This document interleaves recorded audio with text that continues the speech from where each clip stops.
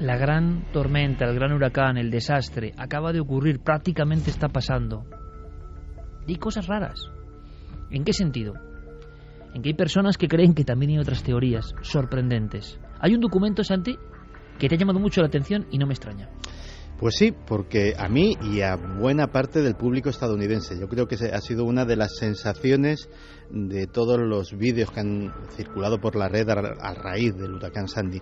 Y es que estaba una reportera de la cadena norteamericana NBC haciendo la típica encuesta entre los neoyorquinos sobre qué les parecía, cómo se iban a preparar, pues lo que se suele hacer en este tipo de cosas para los informativos de televisión.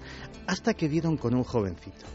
Un jovencito que era, además, dijo que era estudiante de la Universidad de Brown, parecía un chaval educado, parecía un chaval, pues eso, un estudiante universitario, y curiosamente puso en su boca el pensamiento de muchos estadounidenses, porque ha llegado a tal punto la desconfianza, no solo en Estados Unidos, en Europa, en España, en todos sitios, la desconfianza que se tiene hasta los poderes, que hasta un fenómeno natural puede suscitar suspicacias. Este es el documento. Hay un huracán y soy bastante escéptico. Me refiero a que no me creo que haya un huracán. Es decir, creo que el gobierno quiere hacernos creer que hay un huracán. Piénsalo, todo ha pasado muy rápido. Pero ha empezado a llover y sopla un viento muy fuerte, así que con el huracán descendiendo y la ciudad tan protegida, ¿cómo describirías las condiciones que estamos viendo hasta ahora? Está claro que hay mucho viento. El viento es más fuerte que normalmente. ¿Y los colegios e institutos? ¿Por qué han cerrado? Definitivamente el gobierno quiere hacerte creer que las clases se han cancelado, pero yo no estoy tan seguro. Parece un poco críptico. ¿Qué quería decir este hombre? Este ya ni se creía que se le echaba encima un huracán. Es decir, lo he cogido como ilustración de hasta qué punto puede ser contradictorio el mundo del conspiracionismo, de la conspiranoia que dice nuestro querido... Estaba convencido de que era una especie de operación montaje. Sí, que era algo, y de hecho ahora analizaremos qué puede ser y qué teorías circulaban y siguen circulando, algo publicitario por parte del gobierno para algún tipo de fin político. De hecho, que estemos en puertas de unas elecciones en Estados Unidos ha tenido muchísima trascendencia. Pero mencionaba varias palabras, vamos a ir por partes. Para anunciar este bloque del programa hemos puesto un clip de la película El día de mañana. Muy poca gente sabe que la película El día de mañana está basada en un libro que no es de ficción. Se hizo un guión cinematográfico, se compraron los derechos del libro, es decir, no es una adaptación libre, sino que realmente es así. Se compraron los derechos del libro y lo que se decía en ese libro de no ficción se novelizó y se convirtió en un guión cinematográfico. ¿Quién escribió ese libro de ficción y cómo se llamaba? Ese libro de ficción se llamaba, la traducción vendría a ser La supertormenta global que viene. Y lo que viene muy a cuento de nuestro programa es que lo escribieron dos viejos amigos de esta sección de conspiraciones. Uno era el locutor radiofónico Art Bell. Art Bell, que hace una semana... el de las llamadas angustiosas. El de las llamadas angustiosas. Y otro, un íntimo amigo suyo, Whitley Strieber. Entre los dos escribieron ese libro. Era un libro en el que se dedicaban... Strieber, famoso, Santi, hay que decirlo, por su libro Comunión. Exacto, sobre visitantes de dormitorio, que además abre un mundo nuevo en la ufología y en los misterios estadounidenses. Pues bien, entre los dos se dedicaron a entrevistar a todo tipo de científicos relacionados con este tema. Climatólogos, meteorólogos, oceanógrafos, geólogos... ¿Para qué? Porque había una teoría que habían descubierto que existía en estos colectivos y de la que nadie quería hablar. La teoría era la de la supertormenta que puede llegar en cualquier momento. Esa teoría viene a decir que el calentamiento global, que el cambio climático, está provocando enormes tensiones dentro de lo que sería el equilibrio climatológico del planeta. Ese equilibrio es como por poner un ejemplo muy gráfico, como una goma elástica. Se puede tirar de él, se puede someter a cierta tensión y vuelve a recuperarse. Pero si se tira más de la cuenta, sucede exactamente lo mismo que con esa goma elástica. No se rompe poco a poco, no va deteriorándose poco a poco, sino que se rompe de golpe y para siempre. Y ellos decían que ellos en realidad no lo decían, transmitían o ordenaban lo que iban diciendo estos expertos. La situación climatológica se iba a ir empeorando en los siguientes años. Este libro tiene 10 años, se dice pronto, y que asistiríamos a huracanes que irían a cotas cada vez más al norte, que tendrían un tamaño gigantesco. Sandy es uno de los mayores huracanes de los que se tiene historia, no tanto en su velocidad, sino en su tamaño. Sandy tenía 1000 kilómetros de diámetro. Ocupó en un momento dado 1/3 del territorio de los Estados Unidos. Bueno, me pasa ahora mismo Guillermo León, vía Fermín Agustí, noticia de última hora, ahora mismo, a las 2:46, se publica la portada de New York Magazine, uno de los importantísimos magazines, y la imagen de la ciudad y la tormenta es impresionante, ¿eh? Se ve una ciudad que va a ser devorada por una especie de nube oscura. El ejemplo entre el contraste de la luz, ¿no?, de Nueva York y esta mega tormenta, de alguna forma, mega huracán. Pues eso era lo que vaticinaban, que cada vez habría fenómenos meteorológicos. ¿Acertaron en su profecía? Esperemos que no, porque aquello iba más lejos. Los fenómenos meteorológicos iban a ser cada vez más violentos hasta que llegase un punto de no retorno. ¿Y a qué asistiríamos? Pues a algo que solo puede ser descrito como el diluvio universal. Una tormenta que, como sucede, pues por ejemplo, en los grandes planetas gaseosos, en Júpiter y en Saturno, envolvería por completo todo el planeta y sería el prolegómeno, sería el prólogo de una era glacial, tal y como se mencionaba en aquella película.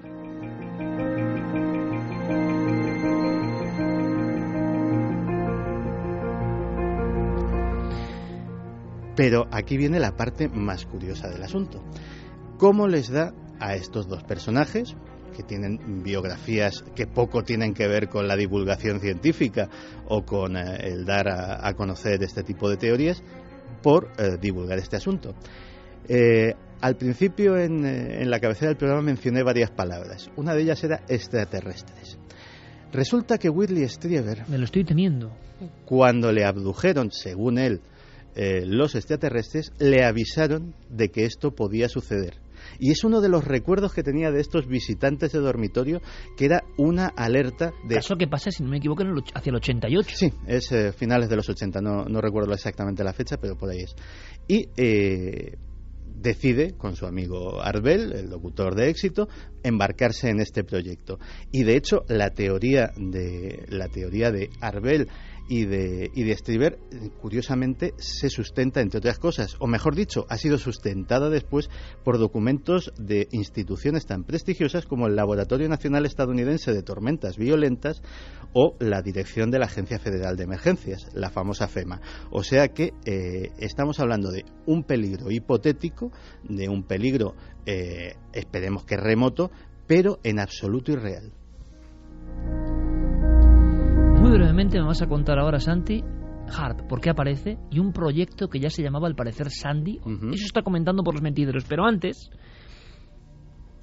para que veamos hasta qué punto, como ocurría con el tsunami, que arrancaba el fondo marino de alguna forma y salían cosas increíbles, algunas más exageradas que otras, ha pasado algo parecido en plena tierra, en plena costa, con este huracán Sandy. Son noticias de última hora, Carmen. Sí, la fuerza de este huracán ha hecho que en localidades como New Haven, en Connecticut, robles centenarios pues hayan sido levantados desde sus raíces. Una mujer que pasaba precisamente por ese parque de New Haven se dio cuenta de que en las raíces de ese árbol, que además era un roble que había sido plantado en 1909 en un prado muy concreto, en el Upper Green, donde se sabía que había un cementerio antiguo, pues lo habían plantado allí en conmemoración del nacimiento del presidente Abraham Lincoln, con lo cual era un árbol muy visitado. Hay una placa de madera incluso que pone que se instaló allí el árbol, y la mujer cuando pasa se da cuenta de que hay una calavera en las raíces. Y que no es de Halloween ni de atrezo. No, no es de atrezo. Es más, ella en un principio cree que es otra cosa, la toca y ve que todavía hay parte del cuello y también de las costillas. Es entonces cuando llama a la policía. parece CSI. Realmente las fotografías nos muestran cómo enseguida... Son impresionantes. Sí, cómo enseguida acordonan la zona, ponen una carpa en las raíces del árbol y se meten los investigadores. Las primeras conclusiones, que pueden ser restos de alguien enterrado allí en el siglo XVII. Investigadores de la Universidad de Yale han ido hasta el lugar, antropólogos, y por las primeras visiones que han tenido los huesos, antes incluso de sacarlos de entre las raíces, es que allí, en la época colonial, se enterró a mucha gente. Y puede ser uno de esos cadáveres. Y de alguna forma el árbol con sus raíces ha sacado hacia afuera, ha sacado a la luz este cadáver. secreto. La gente lo que quiere ahora no es que sea estudiado, sino que se le dé un entierro digno, porque dicen que ahora al sacarlo a la luz puede quedarse como un alma en pena, que tiene que descansar en paz y no me parece de una mal, vez por a lo todas. Jung. Y ha habido más casos de ataúdes. Ha habido más casos, sí, porque el agua también ha hecho que pues muchas de esas lápidas surgieran desde el subsuelo hacia arriba. Incluso han roto lo que es el cemento que tenían por encima de los ataúdes. Ataúdes además muy pesados. Una visión también un poco de fuerte, cobre, ¿no? Y de bronce ponían aquí. Ha sido en Maryland, en la localidad de Crisfield, en el cementerio de Crisfield, y las imágenes son impactantes porque se ven las lápidas con esas grandes piedras que se ponen encima, donde se ponen los nombres, donde se pone quién es la persona allí enterrada. Bueno, pues varios de estos se han roto por completo, se han hecho añicos esas piedras y han salido los ataúdes hacia la superficie. Nos queda una cosa, HAARP, proyecto Sandy, 1997, ¿puede ser? Sí, bueno, ahora viene las teorías de conspiración, que ya te digo que algunas son más inquietantes, más o menos creíbles. Y otras simplemente bizarras, ¿no? Hay alguna que ya verás. Empecemos con lo de HAARP, que parece que es lo que más te inquieta. Efectivamente, esta es una de las teorías de conspiración sobre Sandy que más se está oyendo. Y es que el presidente Barack Obama habría apretado el botón del HAARP para provocar un gigantesco huracán que azotase contra sí mismo. ¿Y por qué? Porque, lógicamente, en unas elecciones que están más reñidas que nunca, sobre todo después de aquel primer debate en el que parece ser que se llevó la peor parte de la confrontación con su oponente, pues una catástrofe nacional le permite salir ante los medios como un líder valioso, como una persona que está al frente de su país en los momentos difíciles, hacer auténtica campaña electoral sin que la pueda hacer el enemigo, simplemente ejerciendo de buen presidente, y eso le haría ganar votos. Aquí el misterio es cómo hilan tan fino y qué argumentos más buenos, porque uno dice, aquí desconfiamos mucho de todos los poderes, desde luego, y sabemos que hacen barbaridades. Ahora, la gente cree en HAARP, pero hasta este nivel, o sea... Pero espera, y lo absurdo se convierte en, bueno, una vuelta de tuerca, ¿no? Hay más. Y los que se basaban o se basan en esta teoría remitían a una página web en concreto que se llama harpstatus.com. Harpstatus.com se supone que es una página que la lleva... Que ahora se va a caer porque la has mencionado. Kevin Martin, que es un meteorólogo aficionado y que, según él mismo afirma, pues se dedica a vigilar la actividad del HAARP y hacer unos mapas muy bonitos en variados colores, en los cuales... Kevin Martin vive consagrado al HAARP y a sus mapas de actividad. El problema es que parece ser que, lógicamente, al levantarse este barullo, porque hasta ahora pues estaba en sus cosas del HAARP, que básicamente tienen un público relativamente reducido, pues la Agencia Nacional de Meteorología se ha sentido aludida y ha empezado a mirar con lupa la página web del señor Martin y ha descubierto que los mapas se los inventa y los pinta con Photoshop. Con lo cual la cosa pues se ha quedado un poco diluida. Efectivamente sí hay cosas inquietantes y a veces las coincidencias, para los que no creen en ellas, son muy llamativas. Hacías referencia al proyecto o ejercicio Sandy. En 1997, la Agencia Federal de Gestión de Emergencias, la FEMA, que es algo de lo que algún día deberíamos de hablar en profundidad, porque más de alguno se sorprenderá si le digo que la Agencia Federal de Control de Emergencias es por encima de la Agencia Nacional de Seguridad, por encima del FBI, de la CIA o de cualquier otra cosa que tengan los Estados Unidos, la institución más poderosa del país. La FEMA. La FEMA. Algún día lo desarrollaremos, pero básicamente su poder se basa en una cosa: es la encargada de un bastión fundamental, que es la continuidad del gobierno. En caso de que al gobierno o al presidente o a los representantes les pase algo, la FEMA es la que tiene que garantizar que siga habiendo gobernanza en la nación, y tiene todos los medios a su disposición para que eso sea así, lo cual ya te digo que desarrollaremos en algún momento. Pues en 1997 la FEMA hace un simulacro de lo que está sucediendo ahora mismo, ni más ni menos. Hace un simulacro de lo que sería que un enorme huracán azotase la costa este de los Estados Unidos. De hecho, ya habían tenido en 1991 materia para pensar en ello, porque había habido justo en Halloween, además, es decir, en las mismas fechas, el huracán Grace chocó con un frente frío y se convirtió en lo que los meteorólogos conocieron desde entonces como la tormenta perfecta. De hecho, hasta se hizo una película protagonizada por George Clooney sobre unos pescadores que se veían en su barco pues en mitad de semejante tormenta. Aquello no fue tan devastador, y de hecho sí fue bastante grave, pero no fue tan devastador como lo ha sido Sandy. Pero ya la FEMA dijo, bueno, si algo así sucede, o algo mucho más grave, vamos a estar preparados y vamos a hacer planes, y vamos a hacer un ejercicio de simulacro. Coincidencia, el ejercicio de simulacro sobre ese huracán en 1997 se llamaba Proyecto Sandy, y el huracán hipotético que iba a asolar los Estados Unidos era el huracán Sandy. ¿Casualidad? Santi, como siempre, con cosas que no se cuentan habitualmente. Y ahora ya cerramos con lo bizarro. Lo han hecho los extraterrestres, Obama, la FEMA, o lo ha hecho Dios. Directamente. O lo ha hecho Dios directamente, como dice el pastor John McTernan, que dice que en realidad Dios no es el culpable, sino los gays.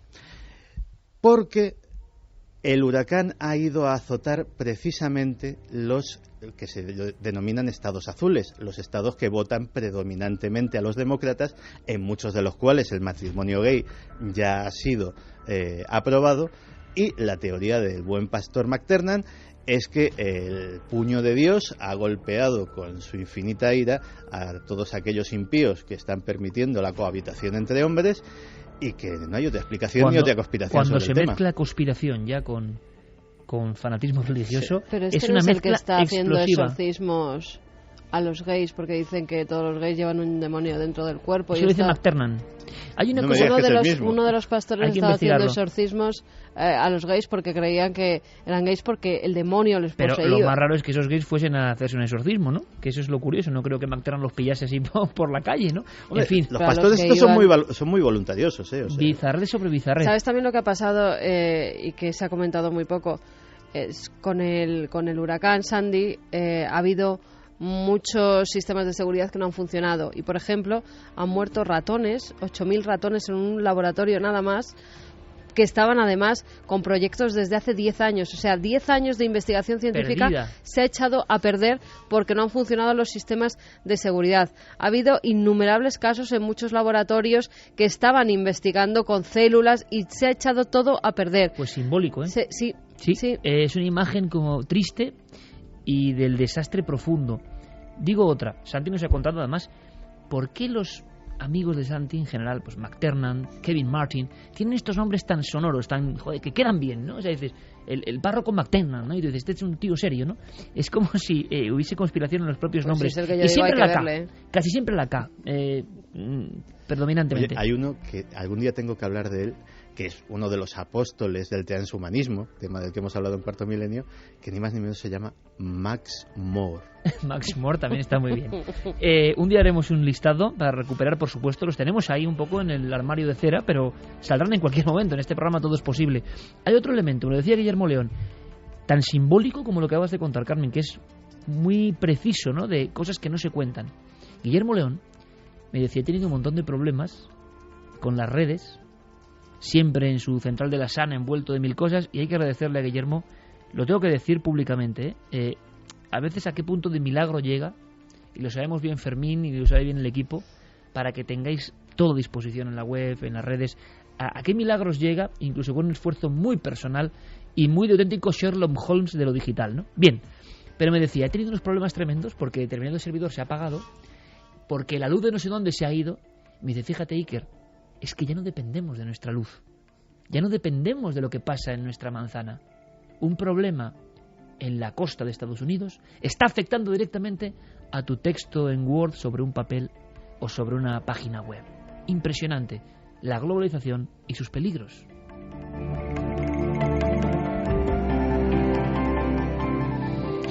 Vamos de un lado a otro. Enseguida con vuestros mensajes. ¿Algún mensaje sobre todo esto que hemos comentado?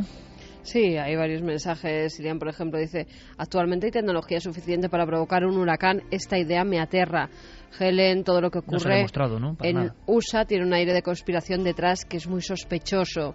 Derechos y libertad. Sandy se forma en 3 días para tapar el mayor escándalo de la historia. Una estafa de 43 trillones de dólares. Sería su final.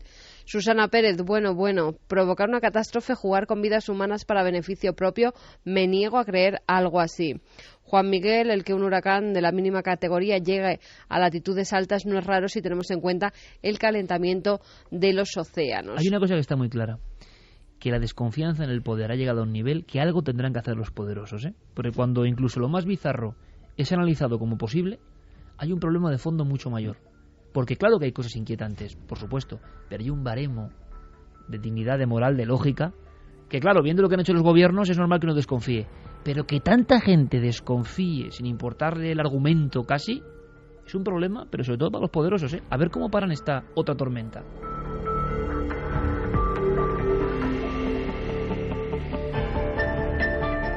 Vamos a ir con un testimonio. Vamos a hacerlo de forma casi telegráfica porque está contado en cortes, como hace Javier Pérez Campos. Y eso que hemos tenido un tema ya potente a este nivel, pero estamos avisando de lo terrible, ahora que se cumplen 20 años precisamente, prácticamente, de uno de los expedientes más famosos, que tiene que ver con Ouija, el caso Vallecas, el célebre caso Vallecas, que nos trajo la novedad terrible también, repito, de que alguien podía morir alrededor de este juego. Hablábamos de Colombia, un muchacho que se autoapuñaló después de una Ouija, y claro, siempre ocurre, ¿no? Llegan remanentes, llegan informaciones, Javi las capta, investiga y nos trae un testimonio, en este caso un testimonio indirecto, pero que vive también los hechos de alguna forma, dramático y cercano, en Barcelona. En este caso hemos hablado con Roberto Martín de Barcelona, un hombre que es enfermero y debido además a su profesión pues ha sido capaz de analizar también a nivel médico pues todas estas circunstancias que le han acabado rodeando. El día 20 de agosto él se levanta como cada día temprano a las 8 de la mañana y se queda muy sorprendido cuando ve que en su teléfono móvil tiene varias llamadas perdidas de una pariente cercana, de su cuñada Judith, una joven de 19 años. Y asustado, ¿no? Porque que lo hubieran llamado a esas horas y tan insistentemente no podía ser un buen presagio. Él le devuelve la llamada y Judith le responde muy alterada, todavía completamente asustada, no ha podido dormir en toda la noche porque le cuenta que en la noche anterior se habían juntado un grupo de amigos, ella, otra chica y otro joven, para pasar la noche en la casa de una de esta chica, de su amiga. Vamos a escucharlo contándonos precisamente lo que le contó su cuñada Judith. Empiezan a hablar, a tener un poco de discusiones sobre creencias de fe, si uno se consideraba ateo, si el otro se considera católico, el otro no, y empiezan a percatarse de que la radio o el iPod que tenían con él empieza a subir y bajar. Empiezan ya a mosquearse un poco, a acusarse de que estaban haciendo bromas, no haciendo bromas, y deciden desconectar el iPod y poner la televisión. Y la televisión dos tantos de lo mismo, empieza a subir el volumen, bajar el volumen, cambiar de canal espontáneamente con el mando a distancia visible para todos. Envueltos por aquellos fenómenos y también por esa conversación un poco filosófica que habían estado teniendo, pues esta chica, la acompañante de Judith y de este joven, les cuenta que ha estado haciendo unos cursos de radiestesia, que tiene incluso un péndulo en casa y decide enseñarles lo que ha estado aprendiendo en esos días. Y deciden jugar a un péndulo. Y ahí empezó a complicarse un poco todo. Empiezan a encenderse luces del pasillo, de las habitaciones donde estaban, empiezan a abrirse y cerrarse puertas, y deciden huir a la calle, aterrorizados. Se quedan unas horas en la calle, debatiendo también sobre qué es lo que ha estado ocurriendo. Además, la chica que había estado en ese piso casi es la primera vez que le pasa, no estaba acostumbrada a vivir este tipo de fenómenos, y cuando ya han conseguido calmarse un poco y han hablado y parece que pues han llegado a una conclusión de que tiene que estar ocurriendo algo razonable porque lo que estaban viviendo no es normal, se atreven a volver a subir a la casa y desde luego se encuentran en un escenario que no tenía nada que ver con lo que ellos habían dejado al marcharse de allí. Cuando suben al piso se encuentran todas las luces encendidas, las puertas abiertas, mucho frío y un charco de agua en medio del pasillo. No hay grifos al lado, no hay no hay ninguna fuente de agua. Una de las chicas se muestra muy, muy determinante en hacer la ouija y los otros, por el terror, deciden hacerla. Y como hemos visto en tantas otras ocasiones, cuando aparece la ouija de por medio es cuando empiezan también los auténticos problemas. El detonante. Sí, en este caso dicen que se manifiesta un ente que asegura ser un antiguo familiar que vivió en aquella casa. Se manifiesta además con bastante agresividad, sobre todo hacia uno de los amigos que están allí en esa casa, hacia el único chico que estaba allí, y le pide, más bien le exige, que se marche de esa habitación. Desde el inicio se muestra absolutamente agresivo a la presencia del chico y le exige que se fuese, que se largue de allí. Es muy agresivo hacia él y le notifica que le va a causar daño físico. Este chico sale y mi cuñada y la otra chica se quedan a solas. Empiezan a preguntarle cosas en relación a que esta posible entidad pues les diga cosas así. Las preguntas típicas que hace todos los jovencillos con esta la ouija. Le dice cosas familiares a mi cuñada que son muy privadas, muy motivos de tipo de enfermedades que estamos padeciendo en el seno de la familia. Aciertan todas, mi cuñada entra en una crisis nerviosa brutal y a la otra chica le notifica que va a morir pronto.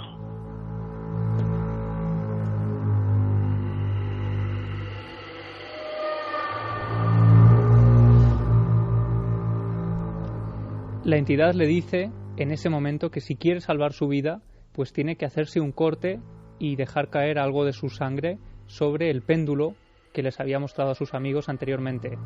Ella dicen que intenta cortarse, hacerse una pequeña punción. En ese momento además hay que imaginar que deben haber entrado en un estado casi de histeria colectiva porque empiezan a hacer caso a lo que les hace, a lo que les exige ese tablero, pero ella no sangra en ningún momento, quizá por un estado de miedo. Nos decía Roberto que quizá una vasoconstricción debido a ese miedo, ¿no?, que estaban viviendo. Nunca mejor dicho el refrán español de me pinchan y no sangro, ¿no? Que ocurre por la contracción y el nervio, ¿no? En juicios por brujería era una de las pruebas. Si pinchabas a la bruja y no sangraba, era prueba de que era bruja. Muchas inocentes, evidentemente, por la tensión de estar sometidas al juicio, pues imagínate, de aquel pinchazo dependía su vida. Precisamente la vasoconstricción les hacía que no sangrasen y acababan con sus huesos en la hoguera. Pues en este caso, el tablero les dice que bajen a la calle, que allí encontrarán un instrumento con el que puede cortarse y salvarse de esa forma. Ellas bajan a la calle y se encuentran casi en la puerta de casa un cristal de grandes dimensiones, suben arriba, esta vez consigue sacarse sangre y dejarla caer sobre ese péndulo, y entonces ese tablero le asegura que ha salvado su vida prácticamente, pero la amenaza de que iba a ocurrirles algo físicamente y que iban a sufrir las consecuencias se hace patente en cuando termina esa sesión de ouija y se encuentran con el compañero, con el amigo que las estaba esperando fuera.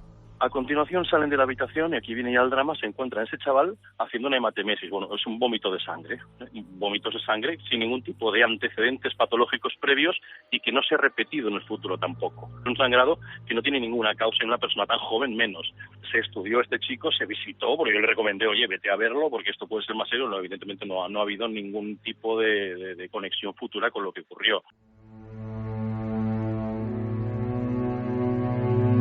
3:45. Aquí, como toda la audiencia de Milenio 3, es como un giro, ¿no? Un nudo gordiano que de repente llega a su desenlace. O sea, no lo esperábamos. Un actor secundario en la trama, vomitando sangre, y Kevin lo cuenta y cómo lo agradecemos. Este hombre que tiene, claro, amplios conocimientos médicos. El término concreto de vomitar sangre. ¿Qué pasa, Javi, después? Pues nos lo contaba Roberto. Él además dice que no ha visto nada igual, y menos aún en una persona tan joven. Vomitar sangre sin causa aparente, y desde luego es un hecho aislado, es decir, que ni se había producido antes, ni él tenía síntomas para llegar a eso, ni se han producido después. Se produjeron justo en ese momento posterior a hacer la ouija. Ellos se marchan de allí completamente atemorizados por lo que han estado viviendo, y además Roberto me cuenta que habló con ellos al día siguiente de haber ocurrido todo esto y eran presas del pánico. Dice, bueno, yo me he enfrentado a escenas de terror absoluto por mi oficio y esto lo he visto pocas veces, esas caras, esas expresiones, esa voz. Pero la cosa no quedó ahí. Poco después, y ya no sabemos, probablemente sí, si será cosa de la sugestión o no, pero siguieron viviendo fenómenos un tanto extraños y que parecían tener relación directa con lo que les había dicho ese tablero. Al salir de su domicilio, este chico, o al llegar a su casa, se clava un clavo en el pie y más problemas físicos que ha tenido, que de tipo de palpitaciones, de cosas raras. Mi cuñada ha estado un montón de noches sin dormir, no es por terror a la ouija ni nada de esto, sino porque tenía la firme sensación que alguien estaba controlando de noche. O sea, como ocurría antes, los viejos misterios, mitos y motivaciones un poco oscuras nunca mueren. Y así como en la casa que abríamos la puerta de ese palacete ocurrían cosas que ya habíamos escuchado y otras novedosas, tampoco nunca había escuchado esto del vómito de sangre con la ouija, pero intuíamos que algo iba a ocurrir porque da la impresión de que se meten en un bucle del cual nos salen las emociones entremezcladas, las cuestiones que no acabamos de comprender muy bien, y sobre todo hay una escena también tremenda, ¿no? Cuando bajan abajo hay un cristal grande en la calle. Bueno, y son reacciones además absolutamente incomprensibles, por lo menos bajo nuestra óptica de lo racional, ¿no? Porque hacerle caso hasta tales límites a ese tablero, bueno, es bastante extraño. ¿Es ese factor de enganche? Claro.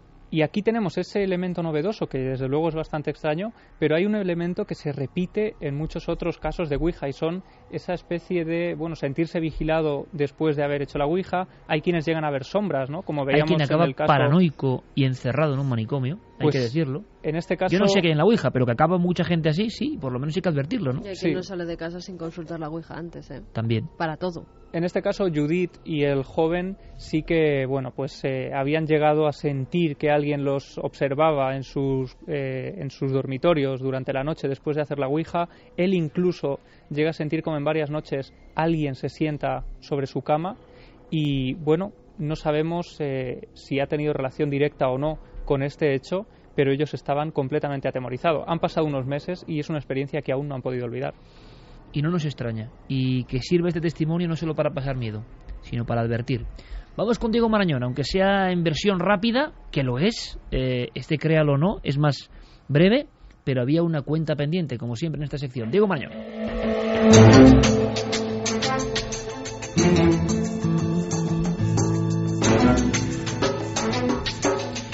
El Cuervo y la historia de la muerte en vivo, del disparo en vivo captado por la propia película, la muerte del hijo de Bruce Lee, ni más ni menos. ¿Cómo va la votación? ¿Cómo ha quedado?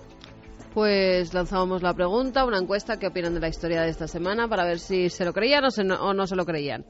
Verdad, 46,7%. Falso, 53,3%. Diego, mira, ahí ha estado, sí, pero yo aquí lo veía muy creíble todo. Es más, lo creía yo, ¿no? La muerte del hijo de Brandon Lee, el hijo de Bruce Lee, con un disparo que se capta en la propia filmación. Diego, ¿no es así? Tuve mucha gente, pero hay que decir que nuestra audiencia esta vez ha acertado y efectivamente el trozo de película en la que se recogía la muerte de Brandon Lee fue requisada por la policía, fue investigada de hecho para esclarecer un poco la muerte del actor, pero finalmente, y por acuerdo con la familia, con Linda Lee Cadwell, fue destruida y no se usó en el montaje final. Hay que decir además que Miramax, la productora, fue especialmente respetuosa en este caso, apenas usó la muerte de Brandon Lee como promoción y simplemente se limitó a dedicar la película tanto a Brandon como a su prometida. Qué interesante, o sea, hubo una filmación real, pero que acabó en manos de la familia y destruida, y claro, quizá por eso el mito es mucho más grande y más creíble, ¿no?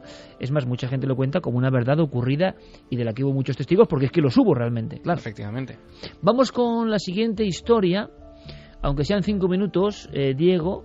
Aquí hay un solo sonido, que no sé si quieres que escuchemos ya, sí. Que nos introduce un poco en una... De verdad, para mí ni la he visto, pero me parece como horrenda el concepto en sí mismo. Sí, es una saga bastante desagradable, pero seguro que cuando nuestra audiencia, o al menos parte de nuestra audiencia, escuche esto que vamos a escuchar, va a saber perfectamente a qué película pertenece. La pondré a prueba su voluntad de mantener a alguien vivo. Podrá hacerlo, podrá seguir las reglas y concederle a alguien el regalo de la vida. ¡No! ¡Aléjate! ¡Ah! ¡No! es esto? ¿Qué me estás haciendo?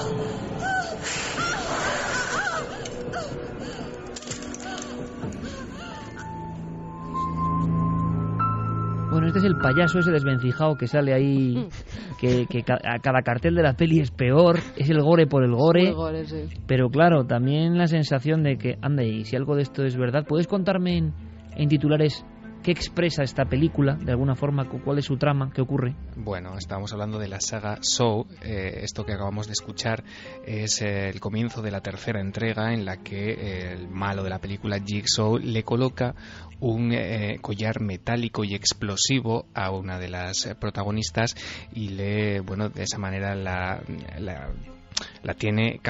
captura, ¿no? Y puede hacer con ella lo que quiera, y al final, evidentemente el collar acaba explotando con los resultados que te puedes imaginar, Iker. La pregunta de esta semana en el Créalo o no es si esos métodos que vemos tan sanguinarios en esta saga han llegado a la realidad. Te hago una fotografía muy rápido. La historia de esta semana comienza con, vamos a imaginarnos las imágenes de una cámara de seguridad. En ellas vemos el recibidor de entrada de un banco y cómo una persona vestida con camiseta y con un extraño bastón de forma un tanto peculiar entra prácticamente tambaleándose. A la altura del cuello de esa camiseta se nota que hay algo, hay una especie de protuberancia que no sabemos todavía qué es. Cuando llega al cajero, le dice a esa persona que su misión es muy simple: necesita conseguir $250.000 de la caja fuerte de la sucursal. Se lo dice temblando, con lágrimas en sus ojos, Iker. Le pide a esta persona, o eso es lo que cuenta esta leyenda, que junte a todos los empleados que tienen acceso a la caja de seguridad y que tienen 15 minutos para reunir esa cantidad de dinero. Lógicamente el cajero dice que eso es imposible y que lo máximo que puede darle son $8.000. Wells, esta persona, la que esta leyenda urbana llama Wells, sale del banco destrozado porque sabe que se está aproximando a su fin. Lo que le dice a la policía cuando los empleados del banco dan la voz de alarma es que él es repartidor de pizza, que unas horas antes ha estado haciendo un reparto, ha estado haciendo unos pedidos, y que unos hombres le han abordado, le han colocado a la fuerza un collar explosivo, le han obligado a que entre en ese banco, a que les consiga $250.000 y que si no los tiene en 15 minutos ese collar explosivo pues va a detonarse. Llega la policía, llegan los medios de comunicación, el hombre se sienta en un parking cercano, destrozado, les dice que no está mintiendo, que por favor le crean, que le ayuden, que llamen a los artificieros. La policía no sabe muy bien qué pensar, finalmente llama al equipo de detonación de explosivos, pero 4 minutos antes de que lleguen, ese collar efectivamente hace explosión y en el pecho de este hombre se abre un agujero de unos 5 centímetros que acaba con su vida. ¿Realidad o leyenda? Créalo o no. Nos has dejado planchados, amigo. Créalo o no que nunca. No se puede decir más en menos tiempo. Esa es la historia. Alucinante. Espero que sea leyenda, pero no lo sé. Un abrazo muy grande, Diego. Hasta la semana que viene. Vamos con los últimos mensajes de la noche. Chari Aragón dice: yo también tuve una experiencia con la Ouija en la que me decía que me fuera de allí nada más empezar. Nunca más volví a hacerlo. Mai dice: ¿por qué la gente se siente tan atraída por la Ouija sabiendo todo lo que conlleva no saber hacerla? Carlos Cortés Mingorance. No saber hacerla. ¿Alguien sabe hacerla? Es la pregunta. Parece que hay gente que sí, un ¿no? experto que sabe de Ouija. Bueno, yo tengo mis dudas, pero bueno, como todo lo que es dominar lo que no se conoce, en general. Carlos Cortés Mingorance dice: lo que no me cuadra, hablando del ovni, de ese volcán, dice: es la sombra que tiene a la derecha. He sido operador de printer, revelando más de 500.000 rollos y positivando las copias a papel. Ese objeto no tiene el cielo de fondo, está superpuesto. Lo dice un compañero de servicios fotográficos. Sí. Interesantísimo, ¿eh? Sí. Ahí hay un documento. De todas formas, hay que a la hora de analizar el vídeo, hay que tener en cuenta que los píxeles que ocupa el objeto están muy, muy, muy saturados. Es decir, sobrepasan la capacidad de recepción de la célula de la cámara. Con lo cual, tampoco se ve el contorno nítido. Es decir, aquello está tan saturado que está lo que sería el equivalente en fotografía quemado. Pedro de las Rozas decía, es una erupción del volcán reproducida marcha atrás. Reproducid el vídeo al revés y veréis que es una proyección del volcán, pero vista marcha atrás. O sea, que en vez de entrar, sale. Y lo han puesto para cantidad atrás. De misterios, pues es un misterio también, ¿no? Televisa, hombre, Televisa lo pone adelante y atrás varias veces, o sea que no sé.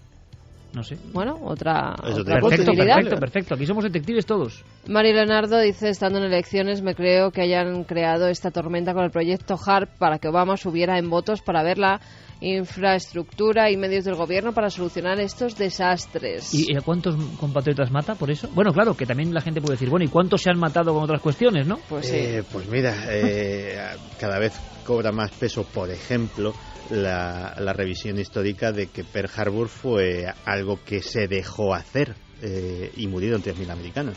Yo no me lo puedo creer, o sea, es que, vamos, pero cada uno es libre, claro. Saludos milenarios desde Guadalajara, México. El vídeo del OVNI lo transmitieron y la explicación científica, entre comillas, nos ponían estos amigos, era que se trataba de rayos en bola. Pero se ve demasiado... pues de bola no tienen nada, ¿no? ¡Oh! Faltaba el rayo en bola. Pero se ve demasiado concreto y demasiado extraño.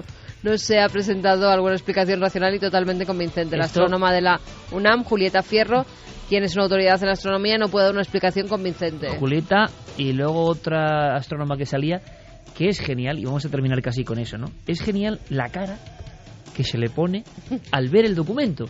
Y es un poco la cara, haciendo un símil y ampliándolo, ¿no?, del ser humano cuando se encuentra con el misterio, si es que esto es un misterio. Perplejidad absoluta. Y a ver a qué me engancho yo. No podemos quedarnos sin solución. El ser humano de hoy tiene que tener manual para todo. Pero se quedan... Bueno, esto me recuerda... Claro, a mejor la tiene, ¿eh? Sí, ojalá, sí, si es que es bueno, ojalá no sé. Pero yo recuerdo los catálogos de explicación OVNI maravillosos de nuestro propio país. Hay varios que me encantan, ¿no? Tú ves el catálogo y uno es sacerdote. Y dices, bueno, vale, sacerdote ha sido confundido con un humanoide, vale. Otro feto humano en una caja, también. Sí. Otro que es buenísimo, que hacen salir a 2 aviones de la base de Morón de la Frontera, y los 2 capitanes de caza detectan año 92, 95, no muy lejos, una media luna naranja, que está ahí evolucionando, no saben lo que es, y en el informe, cuando resuelve algún sabio, pone helicóptero de la Vuelta a Andalucía. Bueno, helicóptero semicircular, ese tipo de cosas Venus han ocurrido. Bueno, pero esas son clásicas. Y la gran clásica, tienda de campaña, bueno, un montón de cosas, ¿no? Es rayo en bola. ¿Qué es más raro que un ovni, el rayo en bola? Sí, si lo es, grabado, ¿eh? Si lo es, aunque hoy en día ya están grabados. Por eso, pero si es un rayo en bola, es un auténtico misterio de la atmósfera. No tiene forma de bola. No tiene forma de bola. Dejamos en la web ese misterioso objeto sobre el Popocatépetl, pleno 2012. Fermín Agustí, Noel Calero, como siempre, es un placer.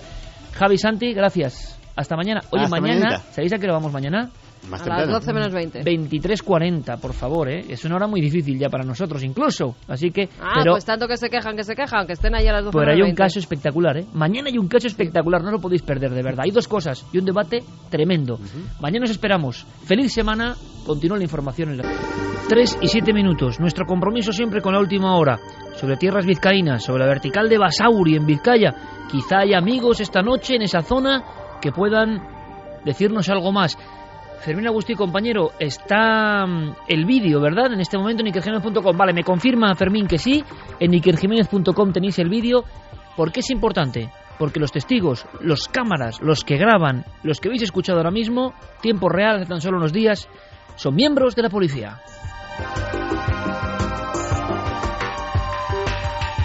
Y cómo agradezco, decían, hemos grabado esto, no sabemos qué es, necesitamos cierta ayuda.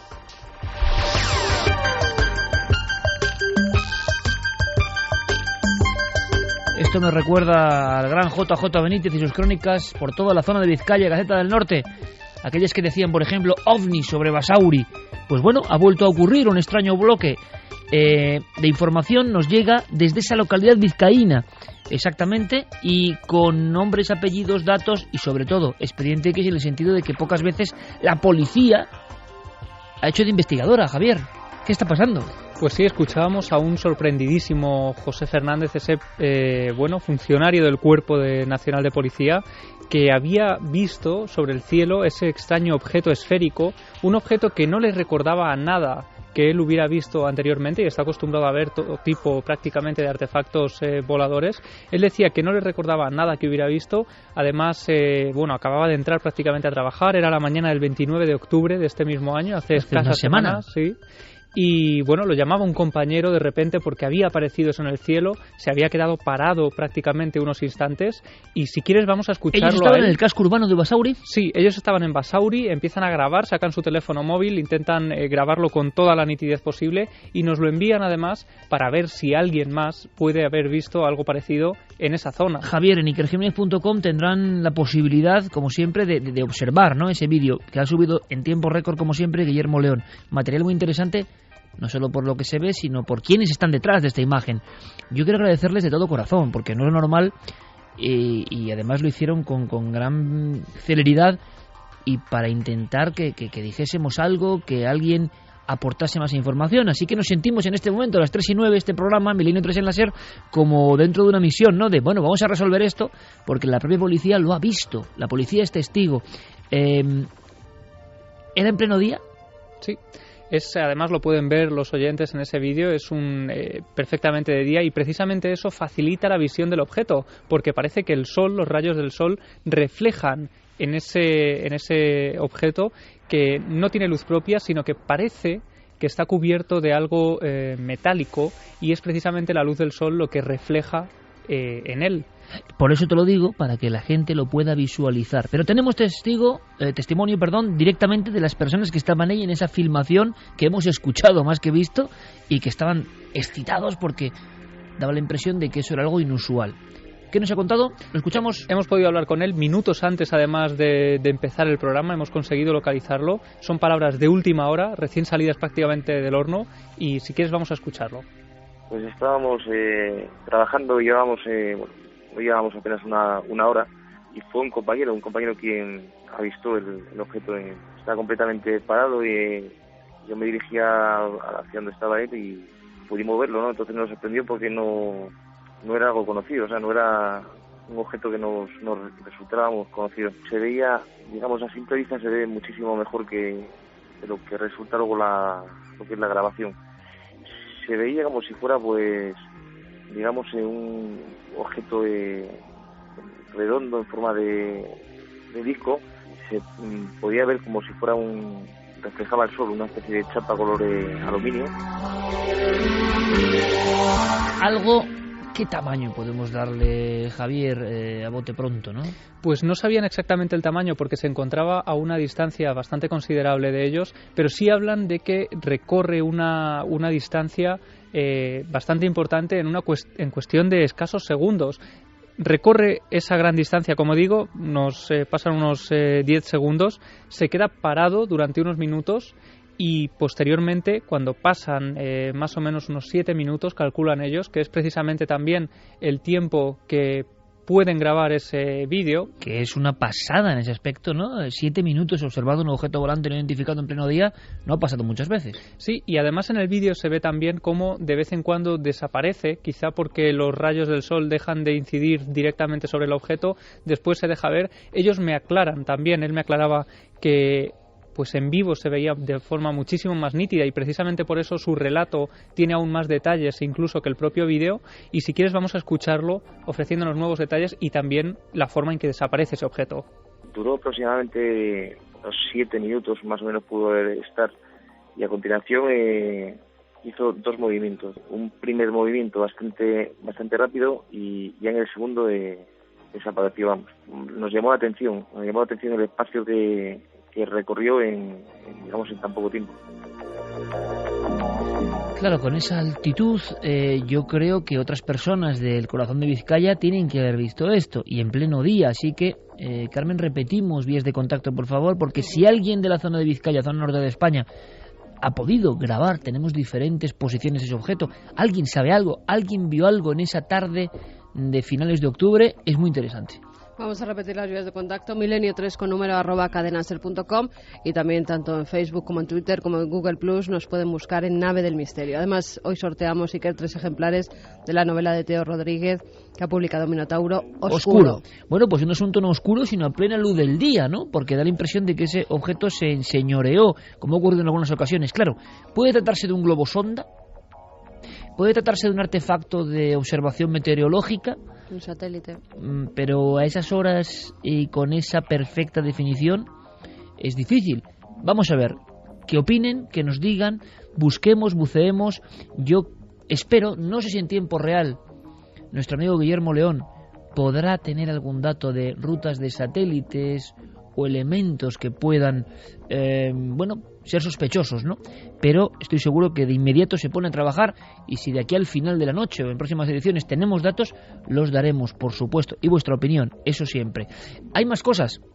Parece que en Extremadura, Javier, también ha habido otros miembros de Fuerza de Seguridad del Estado, en este caso Guardia Civil, que han podido, y esto es muy raro, grabar también con sus propios teléfonos móviles una serie de carruseles de luces en mitad de la noche que les sorprendieron.